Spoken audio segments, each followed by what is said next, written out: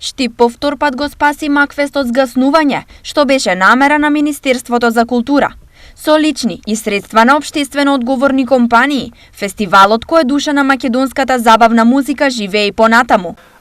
Министерство за култура срамно и втора година поред не одвојува средства за Макфест, селективно постапувајќи, имајќи во предвид дека Макфест не е само на Штип, Макфест е македонски бренд, единствен фестивал на забавна мелодија, одлучивме да целосно дадеме подршка, да не дозволиме да фестивалот згасне затоа што тоа е бренд и на градот Штип, но и македонски бренд. Со променетиот содржински концепт, Јорданов најавува голема забава, бидејќи Штип ќе биде метропола на нашата забавна музика. Очекувам, како што напоменав, Штип овој викенд да биде центарот на македонската музичка сцена, да дојдат гости од страна, да има забава веднаш по завршувањето на самиот фестивал, кој што ќе се преточи во кафулињата, композициите кои што ќе бидат изведени и пуштени во етер, очекувам со годините кои што